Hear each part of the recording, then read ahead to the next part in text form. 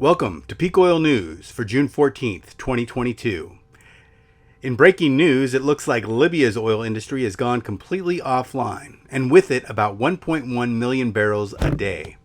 Not what the global economy needed. But as oil resources become more scarce, they become more precious. And as they become more precious, jealousy and conflict over them becomes greater and more destabilizing. The country's oil minister, Mohammed Aoun, announced a loss of production over the weekend. Other than the ongoing civil strife, it is hard to say exactly who or why the oil fields have been shut down, as it is the source of some controversy and confusion. According to Aoun, it appears that the closure instructions were issued by an official body, the Petroleum Facilities Guard, in the closure area. However, other sources have stated that it was due to groups affiliated with the Eastern Parliament and the Libyan National Army of Hafala Haftar. Libya is in the midst of civil conflict as interim PM Abdul Hamid Dibaiba and Eastern-affiliated Fatih Bashaga fight for the post of Prime Minister. Bashaga has been sworn in, but Dibaiba has refused to step down. Most reports claim the shutdown of oil fields and export terminals are due to those close to the Bashaga camp.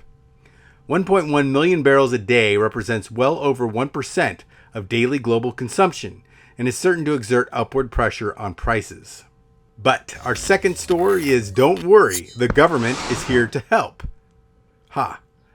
Democrat leadership in the House of Representatives has proposed a flurry of legislation to lower inflationary trends, partially sparked by the energy crisis. One such bill is the Lower Food and Fuel Cost Act.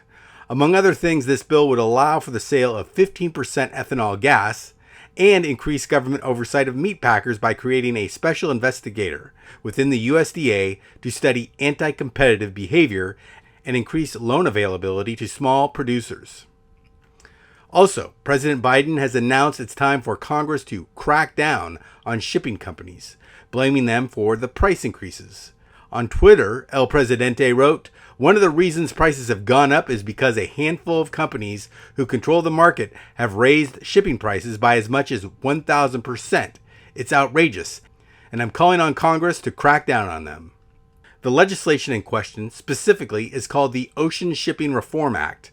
This would give the Federal Maritime Commission more rulemaking ability over certain international ocean shipping companies, and these rules would be enforceable through detention and demurrage fees. Senator Amy Klobuchar said the bill would make it harder for ocean carriers to refuse goods ready to export at ports.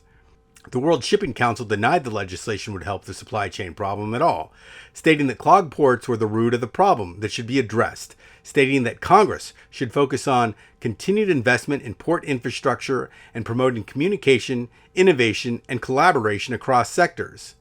Interestingly, the Federal Maritime Commission, the agency most likely to be empowered through the legislation, seems to agree with the bill's detractors. A fact-finding investigation produced by that agency found that surging rates were a product of market forces, particularly a combination of strong demand in the midst of supply chain disruptions. In other words, people were given tons of money through government stimulus just as global production decreased. The White House points to the fact that there are just 9 ocean carriers participating in the industry as a sign that lack of competition is the problem. As an editor's note, I wonder how many carriers can be expected to exist in an industry where the going price of a vessel is over $100 million. And then, of course, there's the gas gouging bill. That, again, gives the executive branch more power to punish oil and gas producers. The most meaningful fact about all these legislative proposals is that none have passed both houses or been signed into law. And our third story, signs of market reorientation or worse. On Friday, Russia and China made a joint announcement. The first road bridge between the two countries was to be inaugurated. The bridge crosses the Amur River in a region in eastern Russia and northern China.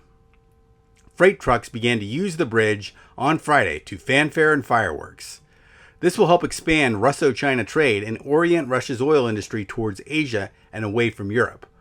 While perhaps not economically particularly meaningful, the bridge is clearly symbolic of the greater ties between China and Russia and a growing spirit of cooperation.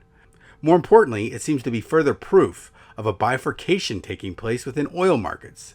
But I will speak of this more in the next episode. Thanks for watching. Stay safe out there.